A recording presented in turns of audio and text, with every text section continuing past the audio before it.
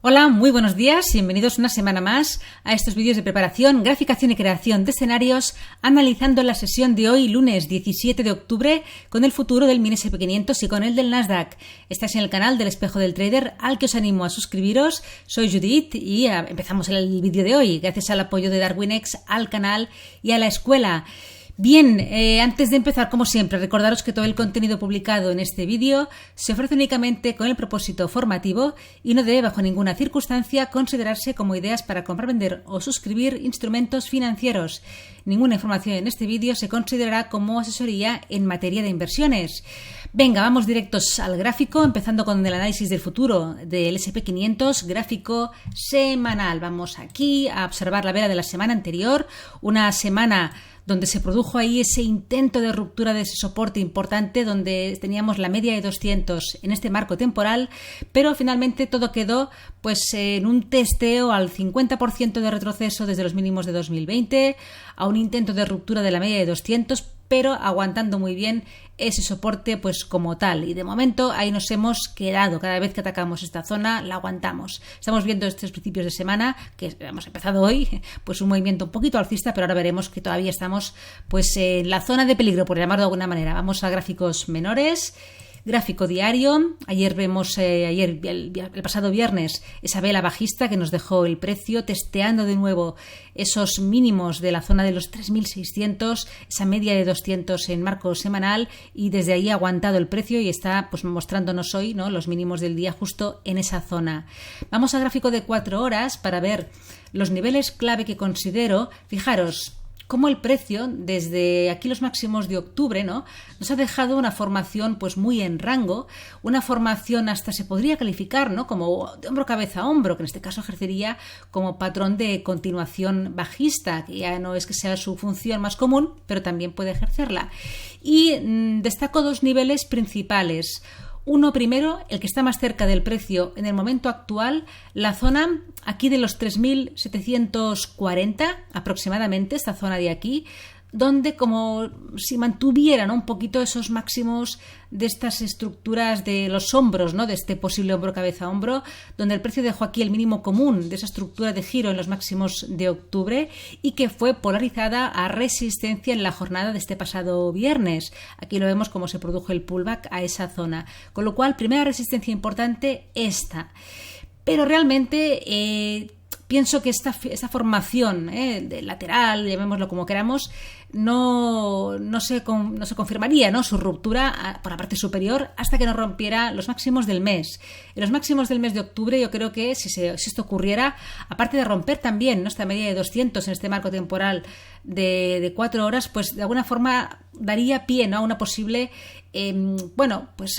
ruptura, ¿no?, de este rango y una posible incipiente cambio de tendencia, muy a cortísimo plazo en este marco temporal diario, ¿vale? Creo que sería un poquito ahí en esta zona de los 3.000, un poquito por encima de los 3.800, podríamos más calificarlo 3.815 aproximadamente, ¿vale? Creo que es el nivel más clave. Pero bueno, ya una superación de la zona de los 3.740 ya sería significante.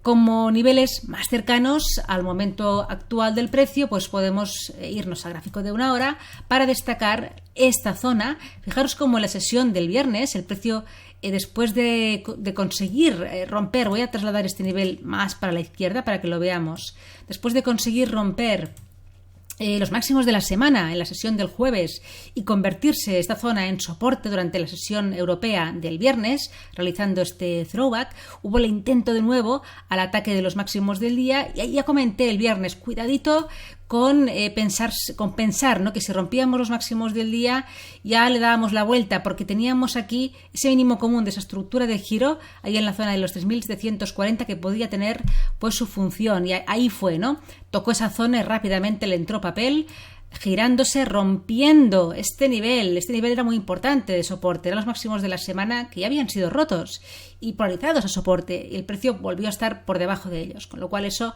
le da una importancia, pues eso, relevante a la zona de los 3.660, donde ahí está sacando la cabeza también esta media de 200 en este marco temporal inferior de 1 hora. Así que también, si el precio consigue llegar a esta zona, ahí probablemente podríamos ver una reacción del precio. Ya se vería si para un escenario de continuación bajista girándose en esta zona o superándolo, con lo que daría un escenario tal vez probable de llegada de nuevo a esos máximos de la semana anterior y uno de los niveles clave.